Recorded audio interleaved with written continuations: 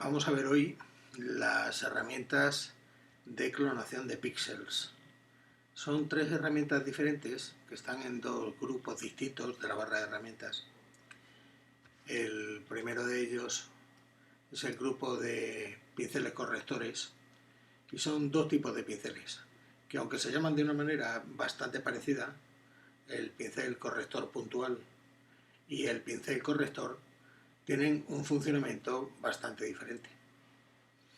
Por otra parte, tenemos dos grupos más abajo, debajo de los pinceles, otra herramienta a la que llamamos el tampón de clonar.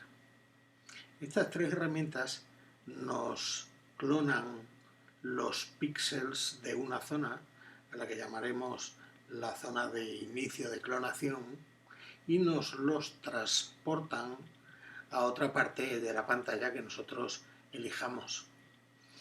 Y a esa parte le llamaremos la zona de destino de clonación. De tal manera que esto nos permitirá seguir guardando las texturas de la imagen y que no se note que hemos sustituido unos píxeles por otros. Vamos a ver el funcionamiento de las tres herramientas. La primera de ellas, el pincel corrector puntual, nos sirve para corregir pequeños detalles de una manera inteligente. Es una herramienta de Photoshop basada en inteligencia artificial que, según nos dice el programa, nos clona los píxeles que se sitúan en los alrededores del destino de clonación. Nosotros solamente debemos elegir el tamaño del pincel y pinchar y arrastrar sobre la zona que queremos corregir para que Photoshop nos lo sustituya, los píxeles del destino, por los píxeles que se encuentran en los alrededores de la zona a clonar. Ya vemos que cuando se trata de clonar zonas que se encuentran sobre fondos planos, la cosa funciona suficientemente bien. Y esto nos va a permitir habitualmente, por ejemplo, quitar marcas de agua o no complicarnos demasiado en nuestras tareas de clonación de píxeles. Vemos que en esta herramienta no tenemos que concretar nuestro origen de clonación, solamente pintar sobre el destino de clonación, y que nos funciona suficientemente bien en determinadas condiciones. Sin embargo, cuando la clonación es más compleja, a lo mejor la herramienta no nos funciona tan bien y hay zonas que aparecen bastante difusas, duplicadas o que mantienen cierta incongruencia con la imagen. De tal forma que debemos utilizar otro tipo de herramientas para intentar conseguir que nuestro resultado sea bastante mejor. Por eso, Photoshop nos provee de otra herramienta que se llama la herramienta pincel corrector. Esta herramienta, la de pincel corrector, se maneja en principio junto con una ventana propia a la que llamamos la ventana de origen de clonación y que nos sirve como cuadro de diálogo para configurar la herramienta. Para sacarla nos iremos al comando ventana y por orden alfabético encontraremos la ventana origen de clonación. Esta ventana ya vemos que nos va a proveer de 5 diferentes orígenes de clonación. La herramienta funciona de la siguiente manera. Primero tengo que pulsar sobre la tecla mayúsculas u opciones en Macintosh para establecer un origen de clonación. Una vez que establezca ese origen de clonación, por ejemplo, en esta zona, pulsando Alt y clic, me podré ir al destino de clonación y en ese caso la herramienta me va a ir clonando los píxeles que he elegido en el origen de clonación, pero me lo va a hacer adaptando los píxeles que yo he elegido del origen de clonación al propio destino de clonación.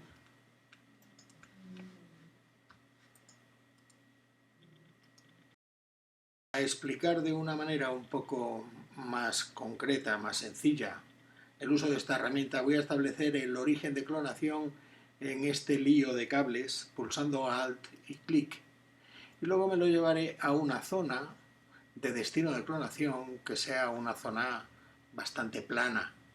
Cuando pulso el clic veré que el origen de clonación se me ha copiado en el destino de clonación, pero no exactamente igual, sino que se ha adaptado a la tonalidad de color y a la luz de esa zona. Puedo deshacerlo con el comando Z, pero ya vemos que la herramienta me funciona de esta forma. Así que cuando yo establezca un nuevo origen de clonación, si quiero conservar el anterior, puedo elegir uno nuevo, de manera que estableceré con un tamaño de pincel adecuado, con sus bordes más suaves o más definidos, un nuevo origen de clonación pulsando Alt y clic, y luego me lo llevaré a las zonas donde quiera ir clonando poco a poco. Igual no me queda demasiado bien tampoco. Tengo que probar zonas diferentes del destino de clonación para ver si poco a poco voy a poder ir facilitándole la tarea al propio programa, o estoy utilizando una herramienta que es bastante incorrecta. En todo caso, sí quiero resaltar que esta herramienta, que funciona también como un pincel de clonación y por eso tiene esta forma de pincel, cuando establezco el origen de clonación pulsando Alt y clic en un sitio y me lo llevo hacia el destino de clonación, si luego vuelvo a pulsar en otro sitio diferente, el origen de clonación no se mueve. Aunque se haya movido el destino de clonación, el origen de clonación permanece siendo el mismo que he elegido hasta que cambie a otro nuevo, o bien vuelva sobre el mismo a pulsar Alt y clic.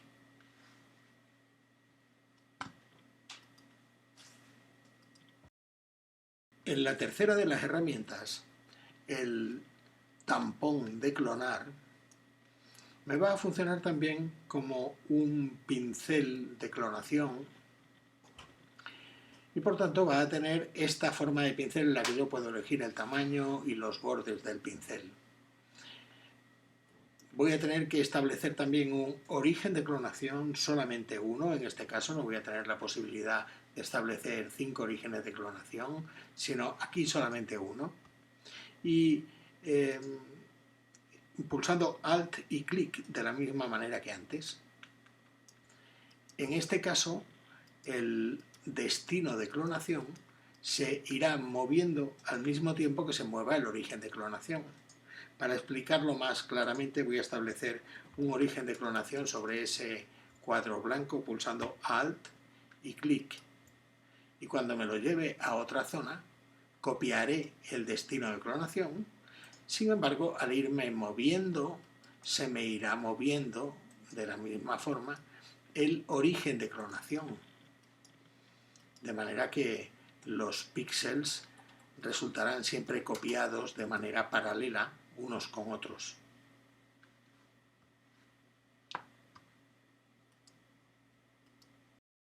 La herramienta del tampón de clonar, en la que el destino de clonación no se adapta a las condiciones lumínicas ni cromáticas del entorno, es sin embargo la que puede darnos mejor resultado cuando tenemos que hacer intervenciones muy agresivas como las que hay en este caso. Y vamos a necesitar copiar zonas completas que tapen o sobredibujen prácticamente lo que tenemos en pantalla y no nos gusta. De esta forma vamos a poder ir copiando poco a poco, estableciendo constantes orígenes de clonación para que en nuestras texturas podamos seguir manteniendo el caos. Hay que tener mucha prudencia a la hora de ir utilizando estas herramientas, porque las texturas podrían repetírsenos con facilidad y generarnos una textura procedimental que no es propia de la naturaleza, en la que habitualmente las texturas son todas muy caóticas. El fruto del caos es lo que nos ofrece una idea de textura natural. No son texturas que nosotros podamos conseguir mediante procedimientos matemáticos o geométricos, y por eso son texturas a las que llamamos texturas procedimentales.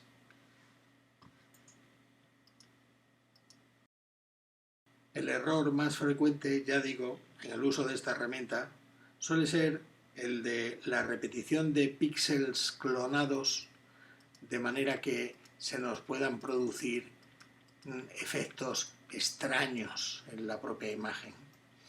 Esto tenemos que resolverlo volviendo a hacer nuevos orígenes de clonación diferentes para que se mantengan diferentes todos los píxeles que estamos clonando. Y una vez que consigamos la suficiente desigualdad, veremos que nuestra clonación ha resultado mucho más natural de lo que imaginábamos y que el resultado final es absolutamente fantástico y pasmoso en el momento en el que aprendemos el uso de esta herramienta, en la que, ya digo, permanentemente vamos a tener que estar haciendo uso de la tecla Alt para establecer un nuevo origen de clonación desde diferentes ángulos y desde diferentes puntos, con el objeto exclusivamente de conseguir texturas que se mantengan lo más fieles a la lógica de las texturas que estamos reemplazando.